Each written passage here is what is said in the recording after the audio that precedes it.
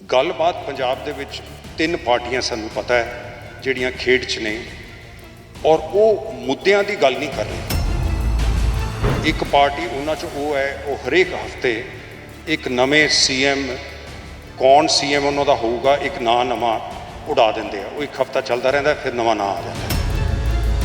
ਇੱਕ ਇਹ ਹੈ, ਜਿਵੇਂ ਪ੍ਰਾਈਮ ਮਿਨਿਸਟਰ ਮੋਦੀ ਕਹਿੰਦੇ ਹੈ ਕਿ 2 ਇੰਜਨ ਦੀ ਸਰਕਾਰ ਚਾਹੀਦੀ ਹੈ। ਉਹਨਾਂ ਦਾ ਮਤਲਬ ਹੁੰਦਾ ਸੀਗਾ ਥੱਲੇ ਵੀ ਬੀਜੇਪੀ ਤੇ ਉੱਤੇ ਵੀ ਬੀਜੇਪੀ। ਇੱਕ ਪਾਰਟੀ 'ਚ 2 ਇੰਜਨ ਨੇ।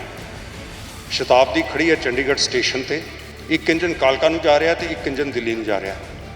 ਹੁਣ ਪਤਾ ਨਹੀਂ ਉਹ ਗੱਡੀ ਦਾ ਕੀ ਬਣੂਗਾ। ਤੀਜੀ ਜਿਹੜੀ ਪਾਰਟੀ ਹੈ ਉਹਦੇ ਤੇ ਤਾਂ ਇੱਕ ਫੈਮਿਲੀ ਦਾ ਪੂਰਾ ਕੰਟਰੋਲ ਹੈ ਔਰ ਪਿੰਡਾਂ ਵਾਲੇ ਉਹਨਾਂ ਦਾ ਸਵਾਲ ਉਹਨਾਂ ਤੋਂ ਪੁੱਛਣ ਲੱਗੇ ਹੋਏ ਹੈ। ਹੁਣ ਪਤਾ ਨਹੀਂ ਉਹ ਸਵਾਲਾਂ ਦਾ ਜਵਾਬ ਦੇ ਸਕਦੇ ਕਿ ਨਹੀਂ। ਨਵੇਂ ਵੀਡੀਓ ਬਾਹਰ ਆਉਂਦੇ ਹੈ। ਸ਼ਹਿਰ ਦੇ ਵਿੱਚ ਬਹੁਤ ਹੋ ਰਹੀਆਂ ਜਾਂ ਘਟਨਾਵਾਂ ਚੱਲ ਰਹੀਆਂ ਨੇ ਜਿਹਦੇ 'ਚ ਦਿਲਚਸਪੀ ਸ਼ਾਇਦ ਸਾਡੇ ਮੀਡੀਆ ਦੇ ਭਰਾਵਾਂ ਦੀ ਜ਼ਿਆਦਾ ਹੋਵੇ। ਸ਼ੁਕਰ ਇਹ ਹੈ ਕਿ ਉਹ ਕੁਝ ਉਹਦੇ ਨਾਟਕਕਾਰ ਅੱਜ ਚੰਡੀਗੜ੍ਹ 'ਚ ਨਹੀਂ ਹੈਗੇ, ਉਹ ਬਾਹਰ ਗਏ ਹੋਏ ਹੈ। ਅੱਛਾ, ਸਾਰਿਆਂ ਤੋਂ ਪਹਿਲਾਂ ਜਦ ਇਹ ਸੋਚ ਆਈ ਕਿ ਇੱਕ ਮੰਚ ਬਣਾਈਏ, ਕਿਉਂ ਬਣਾਈਏ ਮੰਚ? ਕਿਉਂਕਿ ਪਿਛਲੇ 3-4 ਮਹੀਨਿਆਂ ਤੋਂ ਦੇਖ ਰਹੇ ਹਾਂ ਇਲੈਕਸ਼ਨ 'ਚ ਬਚੇ ਨੇ 6 ਮਹੀਨੇ। ਕਿਸਾਨਾਂ ਨੂੰ ਬੈਠਿਆਂ ਦਿੱਲੀ ਦੀ ਸਰਹੱਦ ਤੇ ਹੋ ਗਿਆ 9 ਮਹੀਨੇ। ਗੱਲਬਾਤ ਪੰਜਾਬ ਦੇ ਵਿੱਚ 3 ਪਾਰਟੀਆਂ ਸਾਨੂੰ ਪਤਾ ਹੈ ਜਿਹੜੀਆਂ ਖੇਡ 'ਚ ਨੇ ਔਰ ਉਹ ਮੁੱਦਿਆਂ ਦੀ ਗੱਲ ਨਹੀਂ ਕਰ ਰਹੇ। ਇੱਕ ਪਾਰਟੀ ਉਹਨਾਂ 'ਚ ਉਹ ਹੈ, ਉਹ ਹਰੇਕ ਹਫ਼ਤੇ ਇੱਕ ਨਵੇਂ ਸੀਐਮ, ਕੌਣ ਸੀਐਮ ਉਹਨਾਂ ਦਾ ਹੋਊਗਾ, ਇੱਕ ਨਾਂ ਨਵਾਂ ਉਡਾ ਦਿੰਦੇ ਆ। ਉਹ ਇੱਕ ਹਫ਼ਤਾ ਚੱਲਦਾ ਰਹਿੰਦਾ, ਫਿਰ ਨਵਾਂ ਨਾਂ ਆ ਜਾਂਦਾ। ਇੱਕ ਇਹ ਹੈ, ਜਿਵੇਂ ਪ੍ਰਾਈਮ ਮਿਨਿਸਟਰ ਮੋਦੀ ਕਹਿੰਦੇ ਹੈ ਕਿ 2 ਇੰਜਨ ਦੀ ਸਰਕਾਰ ਚਾਹੀਦੀ ਹੈ। ਉਹਨਾਂ ਦਾ ਮਤਲਬ ਹੁੰਦਾ ਸੀਗਾ ਥੱਲੇ ਵੀ ਬੀਜੇਪੀ ਤੇ ਉੱਤੇ ਵੀ ਬੀਜੇਪੀ। ਇੱਕ ਪਾਰਟੀ 'ਚ 2 ਇੰਜਨ ਨੇ। ਸ਼ਤਾਬਦੀ ਖੜੀ ਹੈ ਚੰਡੀਗੜ੍ਹ ਸਟੇਸ਼ਨ ਤੇ, ਇੱਕ ਇੰਜਨ ਕਾਲਕਾ ਨੂੰ ਜਾ ਰਿਹਾ ਤੇ ਇੱਕ ਇੰਜਨ ਦਿੱਲੀ ਨੂੰ ਜਾ ਰਿਹਾ। ਹੁਣ ਪਤਾ ਨਹੀਂ ਉਹ ਗੱਡੀ ਦਾ ਕੀ ਬਣੂਗਾ। ਤੀਜੀ ਜਿਹੜੀ ਪਾਰਟੀ ਹੈ ਉਹਦੇ ਤੇ ਤਾਂ ਇੱਕ ਫੈਮਿਲੀ ਦਾ ਪੂਰਾ ਕੰਟਰੋਲ ਹੈ ਔਰ ਪਿੰਡਾਂ ਵਾਲੇ ਉਹਨਾਂ ਦਾ ਸਵਾਲ ਉਹਨਾਂ ਤੋਂ ਪੁੱਛਣ ਲੱਗੇ ਹੋਏ ਹੈ। ਹੁਣ ਪਤਾ ਨਹੀਂ ਉਹ ਸਵਾਲਾਂ ਦਾ ਜਵਾਬ ਦੇ ਸਕਦੇ ਕਿ ਨਹੀਂ। ਨਵੇਂ ਵੀਡੀਓ ਬਾਹਰ ਆਉਂਦੇ ਹੈ। ਤੋ ਇਸ ਕਰਕੇ ਮੰਚ ਇਸ ਲਈ ਬਣਾਇਆ ਹੈ ਕਿ ਅਸੀਂ ਉਹ ਜਿਹੜੇ ਮੁੱਦੇ ਹੈ 5-6-7 ਮੁੱਦੇ, ਇਹਦਾ ਨਾਮ ਵੀ ਤੁਸੀਂ ਦੇਖਿਆ ਸਾਂਝਾ ਸੁਨਹਿਰਾ। ਸਾਂਝਾ ਕਿ ਸਾਰੇ ਇਕੱਠੇ, ਕਿਸੇ ਇੱਕ ਵਰਗ ਦਾ ਨਹੀਂ, ਇੱਕ ਮਜ਼ਹਬ ਦਾ ਨਹੀਂ, ਔਰ ਸੁਨਹਿਰਾ ਕਿ ਇੱਕ ਜੋ ਸੁਨਹਿਰਾ ਪੰਜਾਬ ਦਾ ਸੁਪਨਾ ਹੈ, ਇੱਕ ਪੰਜਾਬ ਸੁਨਹਿਰਾ ਹੁੰਦਾ ਸੀ, ਉਦੋਂ ਵੀ ਸੁਨਹਿਰਾ ਕਿਵੇਂ ਬਣਾ ਸਕਦੇ ਹਾਂ। 1981 ਤਾਈਂ ਅਸੀਂ ਪਰ ਕੈਪੀਟਾ ਇਨਕਮ 'ਚ ਨੰਬਰ 1 ਸੀ ਹਿੰਦੁਸਤਾਨ ਦੇ ਵਿੱਚ, ਅੱਜ 16 ਨੰਬਰ 'ਤੇ ਹੈ। ਔਰ ਇਹ 2000 ਦੇ ਬਾਅਦ ਲਗਾਤਾਰ ਪੰਜਾਬ ਥੱਲੇ ਆਉਂਦਾ ਗਿਆ। 7-8-9 ਸੂਬੇ ਅੱਗੇ ਨਿਕਲ ਗਏ ਨੇ। ਨਾਲ ਦੇ ਸੂਬੇ ਸਾਡੇ, ਹਰਿਆਣਾ ਸਾਡੇ ਤੋਂ ਟੁੱਟ ਕੇ ਬਣਿਆ, ਹਿਮਾਚਲ ਦਾ ਵੀ ਹਿੱਸਾ ਪੰਜਾਬ 'ਚੋਂ ਗਿਆ, ਉਹ ਸਾਡੇ ਤੋਂ ਅੱਗੇ ਨਿਕਲ ਗਏ ਪਰ ਕੈਪੀਟਾ 'ਚ। ਔਰ ਪਿਛਲੇ 20 ਸਾਲ 'ਚ 2 ਫੈਮਲੀਆਂ ਦਾ ਰਾਜ ਰਿਹਾ। ਤੁਹਾਨੂੰ ਪਤਾ ਕਿਹੜੀਆਂ? 5 ਸਾਲ, 10 ਸਾਲ, 5 ਸਾਲ। ਔਰ ਉਹ ਹੁਣ ਹਾਲੇ ਵੀ ਰਾਜ ਮੰਗਦੇ ਹੈ। ਉਹ ਵੀ ਜਵਾਬਦੇਹ ਨੇ ਕਿ ਪੰਜਾਬ ਦੀ ਕੋਈ ਗੱਲ ਕਿਉਂ ਨਹੀਂ ਕਰਦਾ, ਰਾਜ ਦੀ ਗੱਲ ਕਰਦੇ ਆ। ਸੋ ਇਸ ਕਰਕੇ ਮੈਂ ਇਹਨੂੰ, ਇਸ ਮਜ਼ਮੂਨ ਨੂੰ ਇੱਥੇ ਖਤਮ ਕਰਾਂਗਾ। ਹੁਣ ਕਿਹੜੇ ਮੁੱਦਿਆਂ 'ਤੇ ਅਸੀਂ ਆਉਣਾ ਚਾਹੁੰਦੇ ਹਾਂ? ਮੁੱਦੇ ਵੀ ਤੁਹਾਨੂੰ ਪਤਾ ਹੈ ਸਾਰੇ। ਸੋ ਉਹ ਮੁੱਦਿਆਂ ਨੂੰ ਮੱਦੇਨਜ਼ਰ ਰੱਖ ਕੇ ਆ ਸਾਰੇ ਸਾਥੀਆਂ ਨੂੰ ਇਕੱਠਾ ਕੀਤਾ ਔਰ ਮੈਂ ਇਹ ਕਹਿਣਾ ਚਾਹੁੰਦਾ ਕਿ 90% ਜਿਹੜੇ ਬੰਦਿਆਂ ਨਾਲ ਮੇਰੀ ਗੱਲ ਹੋਈ ਉਹ ਇੱਕਦਮ ਮੰਨ ਗਏ ਕਿ ਇਹਦੇ 'ਚ ਆਉਣਾ ਹੈ। ਕੁਝ ਸੀ ਜਿਨ੍ਹਾਂ ਦਾ ਇਤਰਾਜ਼ ਸੀ, ਹੋ ਸਕਦਾ ਹੈ ਉਹ ਪੁਰਾਣੀ ਇੱਥੇ ਹਕੂਮਤਾਂ ਨਾਲ ਜੁੜੇ ਰਹੇ, ਉਹ ਨਹੀਂ ਮੰਚ 'ਤੇ ਆਉਣਾ ਚਾਹੁੰਦੇ, ਔਰ ਕੋਈ ਹੋਰ ਉਹਨਾਂ ਦੀ ਦਿੱਕਤ ਹੋਣੀ ਹੈ। ਲੇਕਿਨ ਤਕਰੀਬਨ ਜਿਹੜੇ ਫੌਜ ਦੇ, ਹੁਣ ਮੈਂ ਇੱਕ ਇੱਕ ਕਰਕੇ ਤੁਹਾਨੂੰ ਦੱਸਦਾ ਕਿ ਆਪਣੇ ਮੰਚ 'ਤੇ ਕੌਣ ਬੈਠੇ ਨੇ। ਉੱਧਰੋਂ ਖੱਬੇ ਤੋਂ ਸ਼ੁਰੂ ਕਰਨੇ ਆ। ਦਲਪ੍ਰੀਤ ਸਿੰਘ ਜੀ ਨੇ, ਉਹ NRA ਨੇ। ਉਹ ਆਪਣਾ ਸਾਰਾ ਉੱਥੋਂ ਦਾ ਕੰਮ ਛੱਡ ਕੇ ਇੱਥੇ, ਉਹਨਾਂ ਦੀ ਜ਼ਮੀਨ ਜਾਇਦਾਦ ਸੀ। ਉਦੋਂ ਜ਼ਿਆਦਾ ਇਹਨਾਂ ਦਾ ਦਿਲ ਧੜਕਦਾ ਪੰਜਾਬ ਲਈ। ਇਹ ਆਪ ਦਾ ਵੀ ਇਹਨਾਂ ਨੇ ਪਿਛਲੀ ਵਾਰੀ ਇਲੈਕਸ਼ਨ ਤੋਂ ਪਹਿਲਾਂ ਬੜਾ ਕੰਮ ਕੀਤਾ ਔਰ ਇਹ 2-3 ਬੰਦੇ ਸਾਡੇ ਮੰਚ 'ਤੇ ਇਹੋ ਜਿਹੇ ਜਿਨ੍ਹਾਂ ਦਾ ਦਿਲ ਟੁੱਟਿਆ ਹੋਇਆ ਪਿਛਲੀ ਵਾਰ ਤੋਂ। ਸੋ ਉਹਨਾਂ 'ਚੋਂ ਕੱਲ੍ਹ ਲਾਲੀ ਮੈਨੂੰ ਗਿੱਲ ਕਹਿ ਰਹੇ ਸੀ ਇਹਨਾਂ ਨੇ ਤਾਂ ਵਾਪਸ ਚਲੇ ਜਾਣਾ ਸੀ ਸਿੰਗਾਪੁਰ। ਇੱਥੇ ਇਸੇ ਲਈ ਆਏ, ਫੌਜ ਛੱਡ ਕੇ ਫਾਰਮਾਸਿਊਟੀਕਲ ਇੰਡਸਟਰੀ 'ਚ ਗਏ, ਮੈਨੇਜਿੰਗ ਡਾਇਰੈਕਟਰ ਜਰਮਨੀ 'ਚ ਲੱਗੇ ਅਤੇ ਪੰਜਾਬ ਸਿਰਫ ਇਸ ਲਈ ਆਏ ਕਿ ਪੰਜਾਬ ਦਾ ਕੁਝ ਕਰ ਸਕੀਏ, ਆਪ ਨਾਲ ਜੁੜੇ।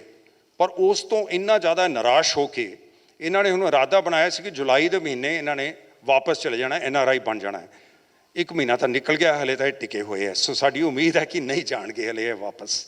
ਇਹਨਾਂ ਨੂੰ ਉਮੀਦ ਦਿਖਾਵਾਂਗੇ ਕਿ ਨਹੀਂ, ਪੰਜਾਬ ਦਾ ਸੁਨਹਿਰਾ ਮੌਕਾ ਦੁਬਾਰਾ ਆ ਸਕਦਾ। ਨਾਲ ਉਹਨਾਂ ਦੇ ਮੇਰੇ ਪੁਰਾਣੇ ਮਿੱਤਰ ਜਸਟਿਸ ਕਮਲਜੀਤ ਗਰੇਵਾਲ, ਅਸੀਂ ਲਾਅ ਕਾਲਜ ਇਕੱਠੇ ਸੀਗੇ। ਮੈਂ ਉਹਨਾਂ ਨੂੰ ਫੋਨ ਕੀਤਾ, ਇੱਕਦਮ ਮੰਨ ਗਏ।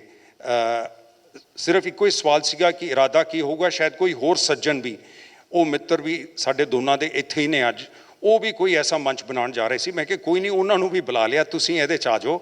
ਉਹਨਾਂ ਦਾ ਜਿਹੜਾ ਮੰਚ ਬਣੂਗਾ ਉਹਦਾ ਵੀ ਦੇਖ ਲਾਂਗੇ ਜਦ ਹੋਏਗਾ, ਕਿਉਂਕਿ ਇਹ ਜ਼ਰੂਰੀ ਹੈ ਕਿ ਸਾਨੂੰ ਪਤਾ ਲੱਗੇ। ਪੰਜਾਬ ਦੇ ਹਲੇ ਤੱਕ ਕਚਹਿਰੀਆਂ ਬੰਦ ਹੈ ਮਹਾਮਾਰੀ ਕਰਕੇ। ਜਿੰਨਾ ਟਾਈਮ ਸਾਡੇ ਵਿਚਾਰੇ ਪੇਂਡੂ ਬੰਦੇ ਕਚਹਿਰੀਆਂ 'ਚ ਬਿਤਾਉਂਦੇ ਹੈ ਔਰ ਉੱਥੇ ਖੜੇ ਰਹਿੰਦੇ ਕਿੰਨਾ ਕਿੰਨਾ ਚਿਰ, ਤੇ ਇਹ ਪਤਾ ਲੱਗਣਾ ਚਾਹੁੰਦੇ ਕਿਸੇ ਤਰੀਕੇ ਨਾਲ ਅਸੀਂ ਲਾਅ ਜਸਟਿਸ ਨੂੰ ਕਿਵੇਂ ਕਰ ਸਕਦੇ ਹਾਂ ਚੱਲਦਾ, ਕਿਵੇਂ ਤੇਜ਼ ਕਰ ਸਕਦੇ ਹਾਂ, ਕਿਵੇਂ ਕੋਈ ਹੋਰ ਕੋਰਟਸ ਬਣ ਸਕਦੀਆਂ ਤਾਂ ਕਿ 10-10 15-15 ਸਾਲ ਅਪੀਲਾਂ 'ਚ ਨਾ ਅਸੀਂ ਫਸੇ ਰਹੀਏ ਔਰ ਕਚਹਿਰੀਆਂ ਦੇ ਚੱਕਰ ਨਾ ਲਾਉਂਦੇ ਰਹੀਏ।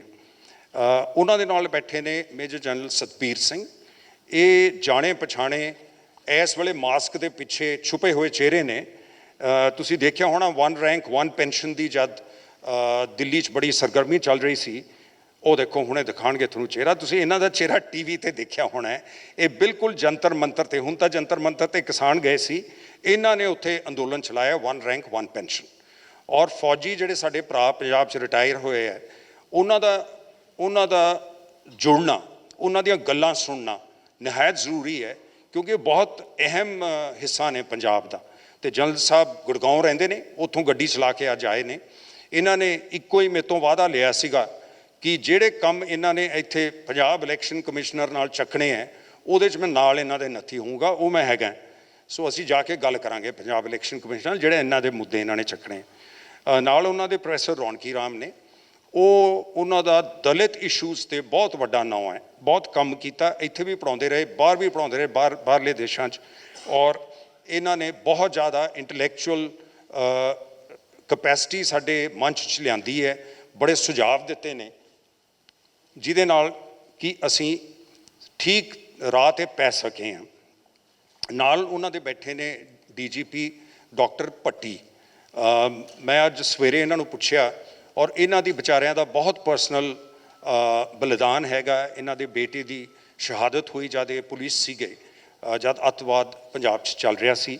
ਔਰ ਇਹ ਡਾਕਟਰੇਟ ਇਹਨਾਂ ਨੇ ਲਾਅ 'ਚ ਕੀਤੀ ਹੈ। ਮੈਂ ਇਹਨਾਂ ਨੂੰ ਪੁੱਛਿਆ ਤੁਸੀਂ ਮੈਡੀਕਲ ਡਾਕਟਰ ਹੋ ਜਾਂ ਤੁਸੀਂ ਹੋਰ ਤਰ੍ਹਾਂ ਦੇ ਡਾਕਟਰ ਹੋ? ਕਹਿੰਦੇ ਨਹੀਂ, ਮੈਂ ਲਾਅ 'ਚ ਸਰਵਿਸ ਜੁਆਇਨ ਕਰਨ ਦੇ ਬਾਅਦ 1970 'ਚ ਇਹਨਾਂ ਨੇ ਲਾਅ 'ਚ ਡਾਕਟਰੇਟ ਕੀਤੀ ਹੋਈ ਹੈ, ਔਰ ਉਹ ਵੀ ਆਤੰਕਵਾਦ ਨਾਲ ਜੁੜੀ ਹੋਈ।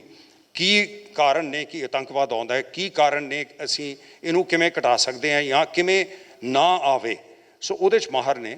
ਔਰ ਇਹ ਜ਼ਰੂਰੀ ਹੋ ਜਾਂਦਾ ਹੈ ਕਿਉਂਕਿ ਇਹ ਮੁੱਦਾ ਜਿਹੜਾ ਹੈ ਲਾਅ ਐਂਡ ਆਰਡਰ ਦਾ, ਉਹਦੀ ਮੈਂ ਬਾਅਦ 'ਚ ਗੱਲ ਕਰਾਂਗਾ। ਇਹ ਬਹੁਤ ਅਹਿਮ ਹੈ ਪੰਜਾਬ ਲਈ। ਉਹਦੇ ਨਾਲ ਮੇਰੀ ਸੀਟ ਹੈ। ਫਿਰ ਆ ਗਏ ਡਾਕਟਰ ਹਰਸ਼ਿੰਦਰ, ਜਿਹੜੇ ਮੇਰੀ ਸੀਟ ਦੇ ਸੱਜੇ ਪਾਸੇ ਬੈਠੇ ਨੇ। ਡਾਕਟਰ ਸਾਹਿਬ ਨੇ ਪੀਡੀਆਟ੍ਰੀਸ਼ਨ ਹੈਗੇ ਪਟਿਆਲੇ ਰਜਿੰਦਰਾ ਹਸਪੀਟਲ 'ਚ। ਪਰ ਉਦੋਂ ਜ਼ਿਆਦਾ ਮੈਨੂੰ ਕਈ ਵਾਰ ਇਹ ਹੁੰਦਾ ਹੈ ਕਿ ਇਹ ਆਪਣੀ ਨੌਕਰੀ ਕਦ ਕਰਦੇ ਨੇ, ਕਿਉਂਕਿ ਉਹ ਵੀ ਕਰਦੇ ਨੇ ਇਹ। ਅੱਜ ਇਹਨਾਂ ਦੀ ਐਮਰਜੈਂਸੀ ਡਿਊਟੀ ਸੀ, ਇਹ ਪਤਾ ਨਹੀਂ ਕਿਵੇਂ ਉੱਥੋਂ ਛੁੱਟੀ ਲੈ ਕੇ ਆਏ, ਕਹਿੰਦੇ ਸੀ ਮੈਨੂੰ ਮੁਸ਼ਕਲਾਤ ਹੋਣੀ ਹੈ।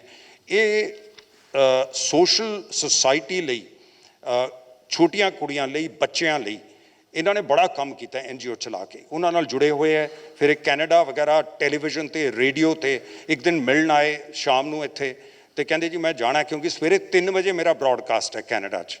ਸੋ ਇਹ ਦਿਨੇ ਤਾਂ ਡਾਕਟਰੀ ਕਰਦੇ ਆ, ਬਾਕੀ ਟਾਈਮ ਇਹ ਸੁਸਾਇਟੀ ਦਾ ਕੰਮ ਕਰਦੇ ਹੈ, ਜਿਹਦੇ 'ਚ ਕੰਮ ਅੱਗੇ ਵੱਧ ਸਕੇ। ਸੋ ਇੱਦੋਂ ਅੱਛੇ ਹੋਰ ਸਾਨੂੰ ਡਾਕਟਰ ਨਹੀਂ ਸੀ ਕੋਈ ਮੰਚ ਆਏ, ਔਰ ਇਹ ਸਾਡੇ ਨਾਲ ਜੁੜ ਗਏ। ਸਾਡਾ ਬੜਾ ਅੱਛਾ ਭਾਗ ਹੈ ਇਹਦੇ 'ਚ। ਨਾਲ ਨੇ ਮੇਰੇ ਮਿੱਤਰ ਬੈਠੇ ਹੈ, ਭਾਈ ਬਲਦੀਪ ਸਿੰਘ, ਅੱਜ ਦਿੱਲੀੋਂ ਆਏ ਨੇ।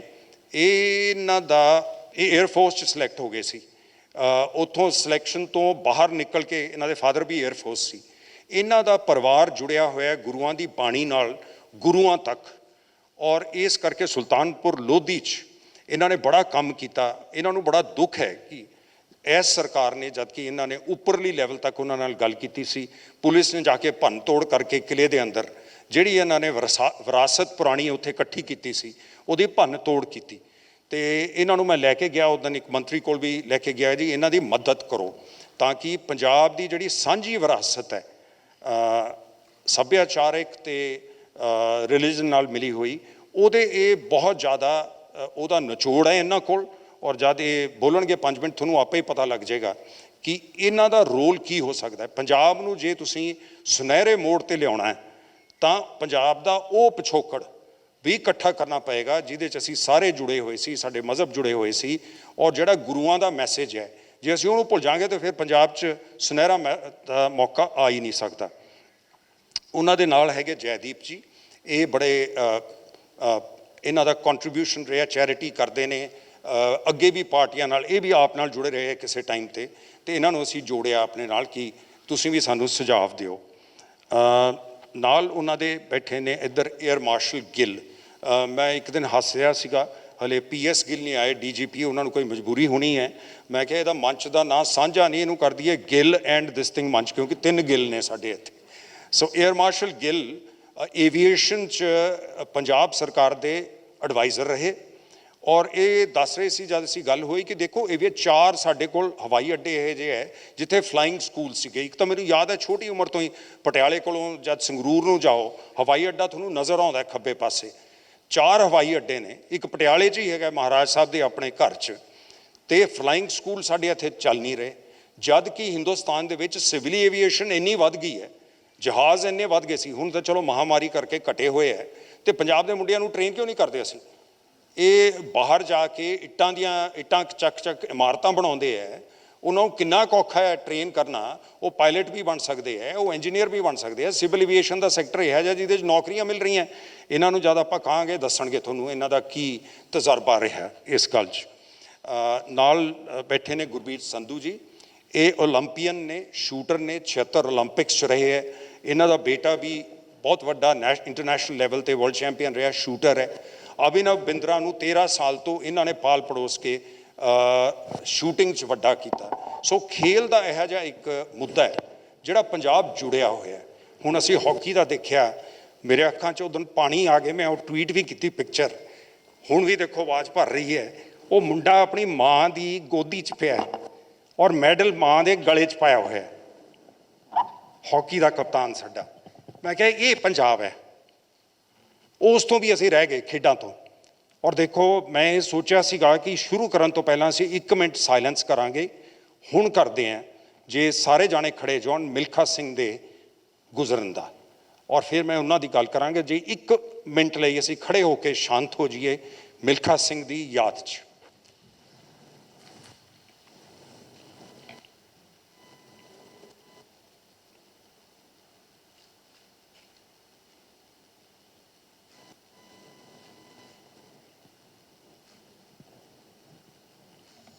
ਬਹੁਤ ਮਿਹਰਬਾਨੀ। ਮੈਂ 12-13 ਸਾਲ ਦਾ ਸੀ ਜਦ ਪਹਿਲੀ ਵਾਰ ਮਿਲਖਾ ਸਿੰਘ ਨੂੰ ਮਿਲਿਆ। ਮੇਰਾ ਇੱਕ ਕਜ਼ਨ ਹੁੰਦਾ ਸੀ, ਉਹਦੇ ਨਾਲ EME 'ਚ ਇਕੱਠੇ ਸੀ। ਉਹ ਲੌਂਗ ਡਿਸਟੈਂਸ ਭੱਜਦਾ ਸੀ, ਮਿਲਖਾ ਸਿੰਘ 400 ਭੱਜਦਾ ਸੀ। 60 ਓਲੰਪਿਕ ਦੇ ਬਾਅਦ ਮਿਲਖਾ ਸਿੰਘ ਆ ਗਿਆ ਸੀ ਅਤੇ ਯੂਨੀਵਰਸਿਟੀ ਦੇ ਕੈਂਪਸ 'ਚ ਮੈਨੂੰ ਯਾਦ ਹੈ, ਮੈਂ 14 ਸਾਲ ਦਾ ਸੀ, ਉਹਨੂੰ ਮੈਂ ਟ੍ਰੇਨਿੰਗ ਕਰਦੇ ਦੇਖਿਆ। ਫਿਰ ਉਹਦਾ ਬੇਟਾ ਗੋਲਫ 'ਚ ਕਈ ਵਾਰ ਮੇਰੇ ਕੋਲ ਆਇਆ, ਪਾਸਪੋਰਟ ਚਾਹੀਦਾ, ਆਹ ਚਾਹੀਦਾ, ਉਹ ਚਾਹੀਦਾ। ਮਿਲਖੇ ਨੇ ਹਮੇਸ਼ਾ ਇਹ ਹੌਂਕਾ ਲੈਣਾ, ਉਹ ਜੇ ਮਿਲਖੇ ਨੇ, ਜੇ ਚਿਰੰਜੀਵ ਨੇ ਠੀਕ ਨਾ ਖੇਲਣਾ, ਇਹ ਮਿਹਨਤ ਨਹੀਂ ਕਰਦਾ, ਇਹ ਤਾਂ ਸਵੇਰੇ 10 ਵਜੇ ਉੱਠਦਾ ਹੈ, ਉਹਨੂੰ ਇਹ ਨਹੀਂ ਪਤਾ ਕਿ ਗੋਲਫ ਅਲੱਗ ਗੇਮ ਹੈ, ਬੋਲਾਂ ਬੁੱਲਾਂ ਮਾਰਦਾ ਵਿਚਾਰਾ ਜਾ ਕੇ। ਉਹ ਕਹਿੰਦਾ ਨਹੀਂ, ਮੈਂ ਭੱਜਦਾ ਸੀ ਜਦ ਤਾਈਂ ਖੂਨ ਦੀਆਂ ਉਲਟੀਆਂ ਨਹੀਂ ਸੀ ਆਉਂਦੀਆਂ। ਸੋ ਇਹੋ ਜਿਹੇ ਬੰਦੇ ਹੈ ਜਿਨ੍ਹਾਂ ਨੇ ਪੰਜਾਬ ਦਾ ਨਾਂ ਉੱਚ ਕੀਤਾ। ਸੋ ਉਹ ਸਪੋਰਟਸ ਕਿੱਥੇ ਗਏ? ਸਪੋਰਟਸਮੈਨ ਉਹ ਐਤਕੀ ਹਾਕੀ 'ਚ ਆਇਆ ਸਾਡਾ ਨਾਂ, ਲੇਕਿਨ ਉਹ ਸਪੋਰਟਸ ਕਿੱਥੇ ਗਈ ਪੰਜਾਬ ਦੀ? ਉਹਨੂੰ ਵਾਪਸ ਲਿਆਉਣ ਦੀ ਲੋੜ ਹੈ। ਕਿਉਂ ਅਸੀਂ ਉਹਦੇ 'ਤੇ ਅਟੈਂਸ਼ਨ, ਉਹਦੇ ਕਨੀ ਧਿਆਨ ਨਹੀਂ ਦਿੰਦੇ?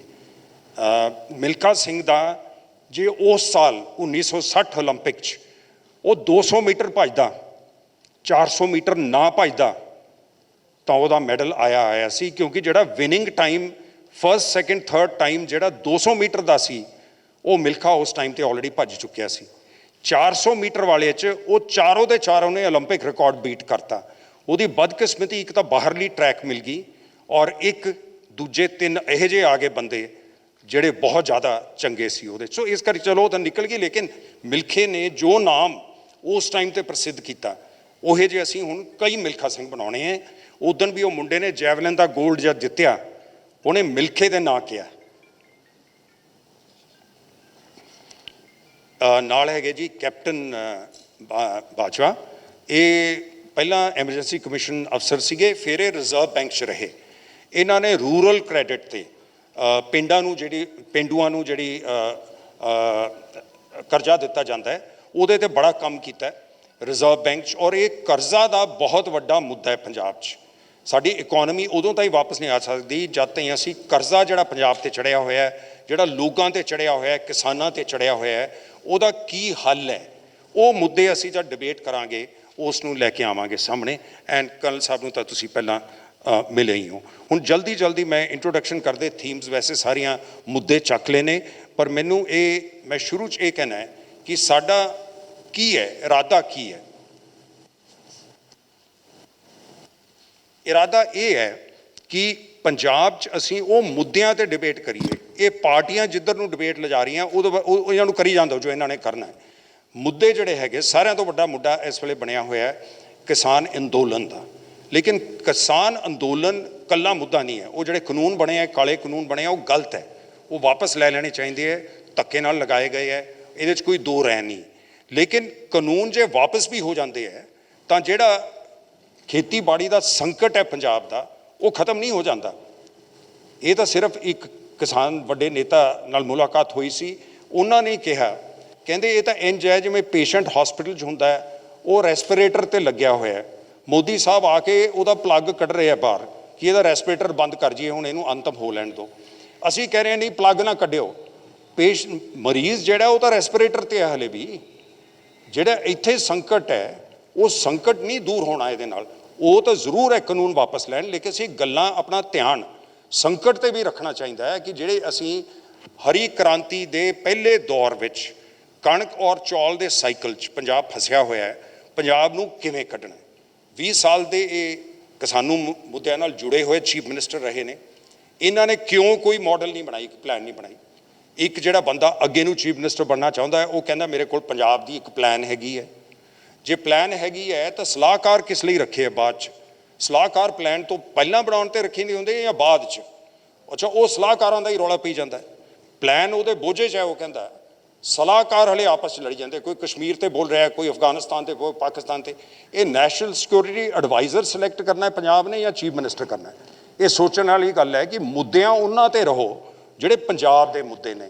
ਸੋ ਇਸ ਕਰਕੇ ਅਸੀਂ ਇਹਦੇ 'ਤੇ ਡਾਕਟਰ ਔਲਖ, ਉਹਨਾਂ ਦੇ ਵਾਈਫ ਬਿਮਾਰ ਨੇ, ਉਹ ਸਾਡੇ ਨਾਲ ਜੁੜ ਨਹੀਂ ਸਕੇ। ਡਾਕਟਰ ਔਲਖ ਸਾਡੇ ਨਾਲ ਜੁੜ ਗਏ ਨੇ, ਜਿਹੜੇ ਵਾਈਸ ਚਾਂਸਲਰ 5 ਸਾਲ ਐਗਰੀਕਲਚਰ ਯੂਨੀਵਰਸਿਟੀ ਲੁਧਿਆਣੇ ਦੇ ਰਹੇ। ਇੱਕ ਅਸੀਂ ਬਹੁਤ ਵੱਡਾ ਸੈਮੀਨਾਰ ਸਮਾਗਮ ਜਾਂ ਟੈਲੀਵਿਜ਼ਨ ਚੈਨਲ 'ਤੇ, ਉਹ ਵੀ ਸਾਡੇ ਕੋਲ ਆਫਰ ਹੈਗੀ ਹੈ, ਜਾਂ ਇਸ ਤਰ੍ਹਾਂ ਦਾ ਇਕੱਠਾ ਕਰਕੇ ਚੰਗੇ ਬੰਦੇ ਬੁਲਾ ਕੇ ਜਿਹੜੇ ਇਸ ਵਿਸ਼ੇ 'ਤੇ ਬੋਲਣ, ਕਿਵੇਂ ਪੰਜਾਬ ਨੂੰ, ਇਹ ਜਿਹਨੂੰ ਅੰਗਰੇਜ਼ੀ 'ਚ ਕਹਿੰਦੇ ਆ ਡਾਇਵਰਸੀਫਾਈ ਕ੍ਰੌਪਸ, ਖੇਤੀਬਾੜੀ ਦੇ ਜਿਹੜੀਆਂ ਸਾਡੀਆਂ ਫਸਲਾਂ, ਇੱਕੋ ਹੀ ਤਰੀਕਾ ਹੋ ਸਕਦਾ ਨਾ। ਜੇ ਆਮਦਨ ਵਧਾਉਣੀ ਹੈ ਕਿਸਾਨ ਦੀ, ਉਹ ਉਹਨਾਂ ਨੂੰ ਇਹ ਤਾਂ ਨਹੀਂ ਅੱਛਾ ਜੀ ਬਿਜਲੀ ਮਾਫ ਕਰ ਦਾਂਗੇ, ਫਲਾਣੀ ਚੀਜ਼ ਮਾਫ ਕਰ ਦਾਂਗੇ, ਇਹ ਕੋਈ ਪਲਾਨ ਨਹੀਂ ਹੈ। ਪਲਾਨ ਹੁੰਦੀ ਹੈ ਜੀ ਅਸੀਂ ਇਸ ਤਰੀਕੇ ਨਾਲ ਪੰਜਾਬ ਦੀ ਇੰਨੇ 10,000 ਹੈਕਟੇਅਰ ਪਹਿਲਾਂ ਸਬਜ਼ੀਆਂ ਅਤੇ ਫਲਾਂ ਕਨੀ ਲਿਜਾਵਾਂਗੇ। ਓਕੇ, ਚਲੋ ਲੈ ਗਏ ਤੁਸੀਂ। ਸਰਕਾਰ ਦਾ ਕੰਮ ਬਣਦਾ ਹੈ ਕੋਆਪਰੇਟਿਵ ਬਣਾਉਣ, ਕਿਸਾਨਾਂ ਨੂੰ ਵੀ ਉਹਦੇ 'ਚ ਫਾਇਦਾ ਹੋਵੇ ਜੇ ਜ਼ਿਆਦਾ ਆਮਦਨ ਹੁੰਦੀ ਹੈ। ਫਿਰ ਸਪਲਾਈ ਚੇਨ ਕਿੱਥੇ ਹੈ, ਉਹਨੂੰ ਭੇਜੋਗੇ ਕਿੱਥੇ? ਹਿੰਦੁਸਤਾਨ 'ਚ ਵੀ ਮਿਡਲ ਕਲਾਸ ਵੱਡੀ ਹੋ ਰਹੀ ਹੈ। ਖਲੀਜ ਜਿੱਥੇ ਮੈਂ ਐਂਬੈਸਡਰ ਰਿਹਾ, ਉਹ ਦੇਸ਼ ਵੀ ਚਾਹੁੰਦੇ ਆ ਕਿ ਸਾਡੇ ਤਾਈਂ ਲੈ ਕੇ ਆਓ। ਨਵੰਬਰ ਦੇ ਮਹੀਨੇ 'ਚ ਮੈਂ ਇੱਥੇ ਗਿਆ ਹੋਇਆ ਸੀ, ਉੱਥੇ ਇੱਕ ਕੌਂਸਲੇਟ ਜਨਰਲ ਸਾਡੀ ਦੁਬਈ 'ਚ ਡਿਸਕਸ਼ਨ ਕਰ ਰਹੀ ਸੀ ਕਿ ਕਿਸ ਤਰੀਕੇ ਨਾਲ ਉਹਨਾਂ ਦੇਸ਼ਾਂ ਨੂੰ ਸਬਜ਼ੀਆਂ ਅਤੇ ਫਲ ਫਰੂਟ ਚਾਹੀਦੇ ਆ। ਉਹ ਇੱਥੇ ਵੀ ਸੁਝਾਅ ਆਏ ਹੋਏ ਆ, ਲੇਕਿਨ ਉਹਦੇ 'ਤੇ ਕੋਈ ਕੰਮ ਨਹੀਂ ਕੀਤਾ ਕਿਸੇ ਨੇ। ਕੌਣ ਕੰਮ ਕਰੇਗਾ ਉਸ ਚੀਜ਼ 'ਤੇ? ਇਹ ਪਲਾਨ ਹੈ ਸਾਰੀਆਂ, ਜੇਬ 'ਚ ਲੈ ਕੇ ਲੋਕ ਪਲਾਨ ਫਰੀ ਜਾਂਦੇ ਆ, ਲੇਕਿਨ ਪਲਾਨ ਨੂੰ ਦੱਸੋ ਲੋਕਾਂ ਨੂੰ, ਉਹਨੂੰ ਇੰਪਲੀਮੈਂਟ ਕਰੋ, ਉਹਨੂੰ ਦੱਸੋ ਅੱਗੇ ਕੀ ਹੈ, ਕਿਸਾਨਾਂ ਨੂੰ ਜੋੜੋ। ਸੋ ਇੱਕ ਪਾਸੇ ਤਾਂ ਉਹ ਲੜਾਈ ਉੱਥੇ ਠੀਕ ਹੈ ਜਿਹੜੀ ਲੜੀ ਜਾ ਰਹੀ ਹੈ ਦਿੱਲੀ ਦੇ ਸਰਹੱਦ 'ਤੇ, ਪਰ ਨਾਲ ਦੇ ਨਾਲ ਜਿਹੜੀ ਤਬਦੀਲੀ ਲਿਆਉਣੀ ਹੈ, ਇੱਕ ਨਵਾਂ ਮਾਡਲ ਪੰਜਾਬ ਦਾ ਬਣਾਓ ਜਿਹੜਾ ਹਰਿਆਣਾ ਵੀ ਫਿਰ ਫੋਲੋ ਕਰੇਗਾ, ਨਾਲ ਉਹਦੇ ਯੂਪੀ ਵੀ ਫੋਲੋ ਕਰੂਗਾ, ਬਾਕੀ ਤਾਂ ਹਿੰਦੁਸਤਾਨ ਕਰੂਗਾ। ਇੱਕ ਟਾਈਮ ਸੀ ਜਦ ਅਸੀਂ ਕਣਕ ਉਗਾ ਰਹੇ ਸੀ, ਜਦ ਹਿੰਦੁਸਤਾਨ ਬਾਹਰੋਂ ਕਣਕ ਮੰਗਵਾਉਂਦੀ ਸੀ, 60-70% ਕਣਕ ਪੰਜਾਬ 'ਚੋਂ ਜਾਂਦੀ ਸੀ ਪੂਰੇ ਹਿੰਦੁਸਤਾਨ 'ਚ, ਸਾਨੂੰ ਥਾਪੀਆਂ ਦਿੱਤੀਆਂ ਜਾਂਦੀਆਂ ਸੀ। ਹੁਣ ਯੂਪੀ ਦੀ ਕਣਕ ਸਾਡੇ ਨਾਲੋਂ ਜ਼ਿਆਦਾ ਯੂਪੀ ਉਗਾ ਰਹੀ ਹੈ ਕਣਕ। ਹੁਣ ਉਹ ਕਹਿੰਦੇ ਸਾਨੂੰ ਪੰਜਾਬ ਦੀ ਲੋੜ ਨਹੀਂ। ਚਲੋ ਨਹੀਂ ਲੋੜ, ਕੋਈ ਗੱਲ ਨਹੀਂ, ਅਸੀਂ ਕੋਈ ਇਹੋ ਜਿਹੀ ਚੀਜ਼ ਬੀਜ ਸਕਦੇ ਹਾਂ ਜਿਹਦੀ ਲੋੜ ਹੋਵੇ, ਪਰ ਅਸੀਂ ਇਹੀ ਰੋਈ ਜਾਈਏ ਕਿ ਨਹੀਂ ਜੀ ਸਾਨੂੰ ਅੱਜ ਨਕਾਰਦੇ ਆ, ਪਹਿਲਾਂ ਸਾਡੇ ਤੋਂ ਲੈਂਦੇ ਸੀ। ਇਹ ਕੋਈ ਪਾਲਿਸੀ ਨਹੀਂ ਹੁੰਦੀ। ਪਾਲਿਸੀ ਜਿਹੜੇ ਸਿਆਸਤਦਾਨ ਹੈ ਉਹਨਾਂ ਨੂੰ ਅੱਗੇ ਲਈ ਵਧਣ ਲਈ ਪਾਲਿਸੀ ਹੋਣੀ ਚਾਹੀਦੀ ਹੈ। ਇਹ ਜਿਹੜੀ ਸਾਡਾ ਮੰਚ ਹੈ ਉਹਨਾਂ ਤੇ ਇਹਨਾਂ ਚੀਜ਼ਾਂ ਤੇ ਰੋਸ਼ਨੀ ਪਾਏਗੀ, ਉਹਨਾਂ ਨੂੰ ਦੱਸੇਗੀ ਭਾਈ ਥੋੜ੍ਹਾ ਜਿਹਾ ਇਸਤੇਮਾਲ ਕਰ ਲਓ, ਜਿਹੜੇ ਐਕਸਪੀਰੀਅੰਸ ਬੰਦੇ ਆ ਉਹਨਾਂ ਦੀ ਗੱਲ ਸੁਣ ਲਓ ਜੇ ਤੁਹਾਨੂੰ ਆਪ ਨਹੀਂ ਸੁਝਦੀ। ਸੋ ਇਸ ਕਰਕੇ ਇਰਾਦਾ ਕੀ ਹੈ, ਪੰਜਾਬ ਪ੍ਰਮੁੱਖ ਰਾਜ ਹਿੰਦੁਸਤਾਨ ਦਾ ਕਿਵੇਂ ਬਣ ਸਕਦਾ? ਸਿੱਧਾ ਇੱਕ ਲਾਈਨ ਦਾ ਸਲੋਗਨ ਹੈ, ਪੰਜਾਬ ਨੂੰ ਪ੍ਰਮੁੱਖ ਰਾਜ ਦੁਬਾਰਾ ਕਿਵੇਂ ਬਣਾਉਣਾ। ਜਿਵੇਂ ਟਰੰਪ ਕਹਿੰਦਾ ਸੀ, ਉਹ ਹੋਰ ਤਾਂ ਗਲਤ ਗੱਲਾਂ ਬੜੀਆਂ ਕਰਦਾ ਸੀ, ਇੱਕ ਗੱਲ ਉਹਦੀ ਠੀਕ ਸੀ, ਅਮਰੀਕਾ ਫਸਟ। ਅਸੀਂ ਕਹਿੰਦੇ ਹਾਂ ਪੰਜਾਬ ਪ੍ਰਮੁੱਖ, ਸਾਰਿਆਂ ਤੋਂ ਅੱਗੇ। ਇਹ ਦੱਸਣ ਜਿਹੜੇ ਇਸ ਵੇਲੇ ਸਿਆਸਤ 'ਚ ਆਏ ਹੋਏ ਹੈ, ਸਾਰੇ ਲੱਗੇ ਹੋਏ ਨੇ ਪੋਲੀਟਿਕਸ 'ਚ, ਇਹ ਦੱਸਣ ਕਿਵੇਂ ਲਿਜਾਣਗੇ ਪੰਜਾਬ ਨੂੰ ਉੱਥੇ। ਇਹ ਸਵਾਲ ਕਿਸਾਨ ਅੱਜ ਪਿੰਡਾਂ 'ਚ ਕਿਉਂ ਨਹੀਂ ਇਹਨਾਂ ਨੂੰ ਵੜਨ ਦਿੰਦੇ? ਮੈਂ ਉਹਨਾਂ ਨੂੰ ਕਿਹਾ ਭਾਈ ਇਹਨਾਂ ਨੂੰ, ਉਹ ਚੰਗੀ ਗੱਲ ਹੈ, ਰਾਜੇਵਾਲ ਸਾਹਿਬ ਨੇ ਵੀ ਇਹੀ ਗੱਲ ਕੀਤੀ ਕੱਲ੍ਹ ਜਦ ਸੀਐਮ ਨੂੰ ਮਿਲ ਕੇ ਆਏ ਹੈ ਕਿ ਇਹ ਗੱਲ ਠੀਕ ਨਹੀਂ, ਕਹੋ ਅਸੀਂ ਪਿੰਡਾਂ 'ਚ ਨਹੀਂ ਵੜਨ ਦੇਣਾ ਬੰਦਿਆਂ ਨੂੰ। ਇਹ ਲੋਕਤੰਤਰ ਨਹੀਂ, ਲੋਕਤੰਤਰ ਹੈ, ਉਹਨਾਂ ਨੂੰ ਪਿੰਡਾਂ 'ਚ ਵੜਨ ਦਿਓ, ਕਟਾਰੇ 'ਚ ਖੜਾ ਕਰਕੇ ਉਹਨਾਂ ਨੂੰ ਸਵਾਲ ਪੁੱਛੋ। ਜੇ ਸਵਾਲਾਂ ਦਾ ਜਵਾਬ ਦਿੰਦੇ ਆ ਚੰਗੀ ਗੱਲ ਹੈ, ਜੇ ਨਹੀਂ ਜਵਾਬ ਦਿੰਦੇ ਨਾ ਸਹੀ, ਆਪੇ ਪਤਾ ਲੱਗ ਜਾਏਗਾ। ਨਹੀਂ ਜਵਾਬ ਦਿੰਦੇ ਤਾਂ ਫਿਰ ਬਾਕੀ ਦੇ ਲੋਕ ਦੇਖ ਲੈਣਗੇ ਕਿਹਦੇ ਕੋਲ ਜਵਾਬ ਹੈ, ਕਿਹਦੇ ਕੋਲ ਨਹੀਂ ਹੈ। ਸੋ ਇਸ ਕਰਕੇ ਇਹ ਹੁੰਦਾ ਸੰਵਾਦ। ਅਸੀਂ ਜਿਹੜਾ ਹੈ ਇਹ ਡਾਇਲੋਗ, ਸੰਵਾਦ ਚਲਾਵਾਂਗੇ ਲੋਕਾਂ ਨਾਲ, ਅਸੀਂ ਉਹਨਾਂ ਦੀ ਆਵਾਜ਼ ਬਣਾਂਗੇ। ਉਹ ਵਿਚਾਰੇ ਇੱਕ ਵੀਡੀਓ ਲਾਉਂਦੇ ਆ ਸੋਸ਼ਲ ਮੀਡੀਆ 'ਤੇ, ਉਹ ਥੋੜ੍ਹਾ ਜਿਹਾ ਘੁੰਮਦਾ, ਉਸ ਆਵਾਜ਼ ਨੂੰ ਕਿਵੇਂ ਵੱਡਾ ਕਰਨਾ। ਅਸੀਂ ਉਹ ਆਵਾਜ਼ ਸੁਣਨੀ ਚਾਹੁੰਦੇ ਹਾਂ ਲੋਕਾਂ ਦੀ, ਆਪਣੀ ਉਹਨਾਂ ਤਾਈਂ ਪਹੁੰਚਾਉਣਾ ਚਾਹੁੰਦੇ ਹਾਂ। ਮਿਲ ਕੇ ਫਿਰ ਉਹ ਜਿਹੜੀ ਉਹਦੇ 'ਚੋਂ ਤੱਤ ਨਿਕਲੇਗਾ ਉਹਨੂੰ ਫਿਰ ਲਾਊਡ ਸਪੀਕਰਾਂ 'ਤੇ ਫੈਲਾਵਾਂਗੇ ਕਿ ਸਾਰਾ ਪੰਜਾਬ, ਸਾਰਾ ਹਿੰਦੁਸਤਾਨ, ਸਾਰਾ ਰੀਜਨ, ਸਾਰਾ ਇਲਾਕਾ ਸੁਣ ਲੈ ਭਾਈ, ਆਹ ਆਵਾਜ਼ ਹੈ ਪੰਜਾਬ ਦੀ। ਇਹ ਇਕੱਲੇ ਇੱਕ ਕਿਸਾਨ ਦੀ ਆਵਾਜ਼ ਵਿਚਾਰੀ ਦੀ ਉੱਥੇ ਤਾਈਂ ਜਾ ਸਕਦੀ ਹੈ। ਸੋ ਹੁਣ ਜਲਦੀ ਆਪਾਂ ਮੁੱਦਿਆਂ ਨੂੰ ਖਤਮ ਕਰੀਏ ਔਰ ਉਹਦੇ ਬਾਅਦ ਮੈਂ 4-4, 5-5 ਮਿੰਟ ਕੁਛ ਬੰਦਿਆਂ ਨੂੰ ਜਿਹੜੇ ਉਹਨਾਂ ਦੇ ਮਾਹਰ ਨੇ ਉਹਨਾਂ ਨੂੰ ਕਹਾਂਗੇ ਕਿ ਕੁਛ ਸ਼ਬਦ ਉਸ 'ਤੇ ਬੋਲਣ। ਸੋ ਖੇਤੀਬਾੜੀ ਦੀ ਤਾਂ ਮੈਂ ਗੱਲ ਤੁਹਾਨੂੰ ਕਰ ਲਈ ਆਲਰੇਡੀ। ਪੁਲਿਸ ਤੇ ਐਡਮਿਨਿਸਟ੍ਰੇਸ਼ਨ, ਦੇਖੋ ਸਾਰਿਆਂ ਤੋਂ ਜਿਹੜੀ ਮੁਸ਼ਕਿਲ ਗੱਲ ਹੈ, ਜਦ ਦਾ ਅੱਤਵਾਦ ਇੱਥੇ ਆਇਆ ਪੁਲਿਸ ਬਹੁਤ ਹਾਮੀ ਹੋ ਗਈ, ਬਹੁਤ ਭਾਰੀ ਹੋਈ ਹੈ ਐਡਮਿਨਿਸਟ੍ਰੇਸ਼ਨ 'ਚ। ਹੁਣ ਜਿਹੜੇ ਮੇਰੇ ਕੋਲ ਇੱਕ ਐਸਾ ਵੀ DGP ਜਿਹਨੂੰ ਕੋਈ SIT 'ਚੋਂ ਕੱਢਿਆ, ਮੈਨੂੰ ਮਿਲਣ ਆ ਗਿਆ ਵਿਚਾਰਾ, ਉਹ ਕਹਿੰਦਾ ਜੀ ਮੈਨੂੰ ਜਦ ਇਨਕੁਆਇਰੀ 'ਤੇ ਲਾ ਦਿੰਦੇ ਆ, ਇੰਨੀ ਬਣਾਈਆਂ ਹੋਈਆਂ ਮੈਂ ਇਨਕੁਆਇਰੀਆਂ, ਕਿਹਨੇ ਕੀ ਗਲਤ ਕੀਤਾ, ਕਿਹੜਾ ਕਿਹਦੇ ਨਾਲ ਜੁੜਿਆ ਹੋਇਆ, ਕਹਿੰਦਾ ਜਦ ਉਹ ਉਸ ਤੱਤ 'ਤੇ ਪਹੁੰਚਣ ਲੱਗੇ ਮੇਰੇ 'ਤੇ ਕੇਸ ਬਣਾ ਦਿੰਦੇ ਉਲਟਾ। ਸੋ ਇੱਕ ਤਰ੍ਹਾਂ ਦਾ ਇਹ ਗੁੱਥ-ਮੁੱਥ ਹੋ ਗਿਆ। ਜਿਹੜੇ ਥੱਲੇ ਦੇ ਮਾਫੀਆ ਨੇ ਉਹ ਪੁਲਿਸ ਨਾਲ ਮਿਲੇ ਹੋਏ ਹੈ, ਉਹ ਫਿਰ ਪੋਲੀਟੀਸ਼ੀਅਨ ਨਾਲ ਮਿਲੇ ਹੋਏ ਹੈ। ਕਿਵੇਂ ਇਹਨੂੰ ਤੋੜ ਸਕਦੇ ਹਾਂ? ਇਹ ਜਿਹੜਾ ਲਿੰਕ ਹੈ ਮਾਫੀਆ ਦਾ ਔਰ ਜਿਹੜੀ ਪੰਜਾਬ ਦੀ ਆਮਦਨ ਆਉਣੀ ਚਾਹੀਦੀ ਹੈ ਰੇਤੇ 'ਚੋਂ, ਸ਼ਰਾਬ ਦੀ ਵਿਕਰੀ 'ਚੋਂ, ਫਿਰ ਡਰੱਗਸ ਨੂੰ ਕਿਵੇਂ ਖਤਮ ਕਰਨਾ, ਨਸ਼ੀਲੀ ਪਦਾਰਥਾਂ ਨੂੰ ਕਿਵੇਂ ਖਤਮ ਕਰਨਾ, ਇਹਦੀ ਕੋਈ ਪਲਾਨ ਹੋਣੀ ਚਾਹੀਦੀ ਹੈ। ਔਰ ਉਹ ਬਣ ਨਹੀਂ ਸਕਦੀ ਜਦ ਤੁਸੀਂ ਪੁਲਿਸ ਦੇ ਅੰਦਰ ਤਬਦੀਲੀ ਨਹੀਂ ਲਿਆਉਂਦੇ, ਜਦ ਤੱਕ ਤੁਸੀਂ ਪੂਰੀ ਐਡਮਿਨਿਸਟ੍ਰੇਸ਼ਨ ਦੇ ਵਿੱਚ ਉੱਤੋਂ ਲਾ ਕੇ ਥੱਲੇ ਤਾਈਂ ਤਬਦੀਲੀ ਨਹੀਂ ਲਿਆਉਂਦੇ, ਉਦੋਂ ਤਾਈਂ ਇਹਦਾ ਕੋਈ ਇਲਾਜ ਨਹੀਂ ਹੈ। ਕਿਉਂਕਿ ਜਿਹੜਾ ਨਵਾਂ ਬੰਦਾ ਆਉਂਦਾ ਹੈ, ਮੈਂ ਫੋਰਨ ਸਰਵਿਸ ਤੋਂ ਆਉਣ ਤੋਂ ਪਹਿਲਾਂ 2 ਸਾਲ IPS 'ਚ ਰਿਹਾ। ਸਾਡਾ ਇੱਕ ਇੰਸਟਰਕਟਰ ਸੀ ਉੱਥੇ UP ਦਾ ਸੀਨੀਅਰ ਅਫਸਰ, ਉਹ ਬੜੀ ਅੱਛੀ ਗੱਲ ਸੁਣਾਉਂਦਾ, ਕਹਿੰਦਾ ਦਰੋਗਾ ਕਹਿੰਦੇ ਆ SHO ਨੂੰ UP 'ਚ, ਕਹਿੰਦਾ ਦਰੋਗਾ ਕੁਰਸੀ 'ਤੇ ਬੈਠਾ ਹੈ ਅਤੇ ਉਹਦਾ ਜਿਹੜਾ ਅਸਿਸਟੈਂਟ ਹੈ ਉਹ ਥੱਲੇ ਜ਼ਮੀਨ 'ਤੇ ਬੈਠਾ, ਇੰਜ ਚਣੇ ਲਏ ਹੋਏ ਉਹਨੇ ਆਪਣੇ ਹੱਥ 'ਚ। ਦਰੋਗਾ ਸਾਹਿਬ ਖਾ ਰਹੇ ਹੈ, ਉਹ ਥੱਲੇ ਇੰਜ ਚਣੇ ਲਏ ਆ। ਇੰਨੇ ਤਾਈਂ ਨਵਾਂ ਦਰੋਗਾ ਆ ਗਿਆ ਆਰਡਰ ਲੈ ਕੇ, ਜਿਹਨੇ ਫੇਰ ਟਿਕਣਾ, ਕਹਿੰਦਾ ਇੱਥੋਂ ਹੀ ਮੁੜ ਗਿਆ ਦੂਜੇ ਪਾਸੇ, ਇੱਥੋਂ ਹੀ ਐਂਡ ਟਰਨ ਮਾਰਤੀ ਉਹਨੇ। ਸੋ ਇਹ ਪੰਜਾਬ 'ਚ ਮੁੜੇ ਹੋਏ ਸਾਰੇ ਜੁੜੇ ਹੋਏ ਹੈ। ਹੁਣ ਆਹ ਖਾ ਰਿਹਾ ਚਣੇ, ਫਿਰ ਇੱਧਰ ਹੱਥ ਜਿਹੜਾ ਆਊਗਾ ਅਗਲਾ। ਇਹ ਕਿਵੇਂ ਅਸੀਂ ਇਨਸ਼ੋਰ ਕਰਨਾ ਹੈ ਕਿ ਉਹੇ ਜਿਹੇ ਬੰਦੇ ਪਬਲਿਕ ਲਾਈਫ 'ਚ ਆਉਣ, ਪੋਲੀਟਿਕਸ 'ਚ ਆਉਣ, ਜਿਹੜੇ ਲਿੰਕ ਜੁੜੇ ਹੈ ਸਾਰੇ, ਇਹਨਾਂ ਨੂੰ ਕਿਵੇਂ ਤੋੜ ਸਕਣ। ਤੋ ਇਸ ਕਰਕੇ 2 DGP ਨੂੰ ਅਸੀਂ ਰੱਖਿਆ। ਗਿੱਲ ਸਾਹਿਬ ਨਹੀਂ ਆਏ, ਇਹ ਉਹਨਾਂ ਤੋਂ ਵੀ ਸੀਨੀਅਰ ਨੇ, ਭੱਟੀ ਸਾਹਿਬ ਸਾਡੇ ਨਾਲ ਜੁੜੇ ਹੋਏ ਨੇ, ਇਹ ਕੁਝ ਸ਼ਬਦ ਕਹਿਣਗੇ, ਇਹਨਾਂ ਨੂੰ ਪੁੱਛਾਂਗੇ ਕਿ ਇਹਦਾ ਕੀ ਇਲਾਜ ਹੋ ਸਕਦਾ ਹੈ, ਕਿਉਂਕਿ ਇਹਦੇ ਬਿਨਾਂ ਪੰਜਾਬ ਅੱਗੇ ਨਹੀਂ ਵੱਧ ਸਕਦਾ ਜਦ ਤੱਕ ਆਹ ਲਿੰਕ ਨਾ ਤੋੜੀਏ। ਫਿਰ ਹੈਗੀ ਗੱਲ ਨੌਜਵਾਨਾਂ ਦੀ। ਮੇਰੇ ਕੋਲ ਬਾਦਲ ਸਾਹਿਬ ਆਏ 2001 'ਚ ਆਬੂ ਧਾਬੀ, ਗੈਰ ਅਫੀਸ਼ੀਅਲ ਉਹਨਾਂ ਦੀ ਗੈਰ ਰਸਮੀ ਵਿਜ਼ਿਟ ਸੀਗੀ, ਕੋਈ ਰਸਮੀ ਵਿਜ਼ਿਟ 'ਤੇ ਨਹੀਂ ਆਏ। 2 ਦਿਨ ਮੇਰੇ ਕੋਲ ਘਰ ਰਹੇ, ਉਹਨਾਂ ਦੇ ਵਾਈਫ ਵੀ ਉਹਨਾਂ ਦੇ ਨਾਲ ਸੀ।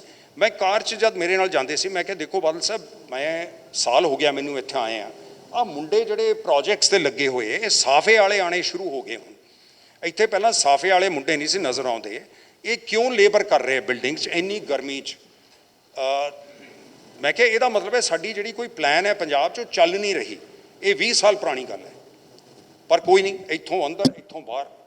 ਤੇ ਅਸੀਂ ਇਹਨਾਂ ਨੂੰ ਦਿਓ ਕੀ ਸੁਜੈਸ਼ਨ ਕੀ ਦਿਓ, ਜਿਹਦੇ ਕੋਲ ਹਕੂਮਤ ਹੈ ਉਹ ਉਹਦੇ ਤੇ ਕੋਈ ਕਾਰਵਾਈ ਕਰਨ ਨੂੰ ਨਹੀਂ ਤਿਆਰ, ਉਹਦੇ ਤੇ ਕੋਈ ਤਬਦੀਲੀ ਲਿਆਉਣ 'ਚ ਨਹੀਂ ਤਿਆਰ, ਉਹ ਆਪਣੇ ਆਪ ਨੂੰ ਤੋੜਨ ਨਹੀਂ ਤਿਆਰ, ਉਸ ਗੱਲ ਤੋਂ ਤੋੜਨ ਨੂੰ ਨਹੀਂ ਤਿਆਰ ਜਿਹੜੇ ਬੰਦੇ ਉਹਨਾਂ ਨਾਲ ਨੱਥੀ ਹੋਏ ਹੈ, ਤਾਂ ਤਬਦੀਲੀ ਨਹੀਂ ਆ ਸਕਦੀ। ਇਸ ਵੇਲੇ ਪੰਜਾਬ ਇੱਕ ਐਸੇ ਦੌਰ ਤੇ ਖੜਾ ਹੈ, ਇਹ ਮੌਕੇ ਬਾਰ-ਬਾਰ ਨਹੀਂ ਆਉਂਦੇ। 5 ਸਾਲ ਵੀ ਆਇਆ ਸੀਗਾ ਪਹਿਲਾਂ, ਇੱਕ ਪਾਰਟੀ ਨੇ ਖਰਾਬ ਕਰਤਾ, ਲੋਕਾਂ ਨੂੰ ਨਾਲ ਜੋੜ ਕੇ ਨਿਰਾਸ਼ ਕਰਤਾ।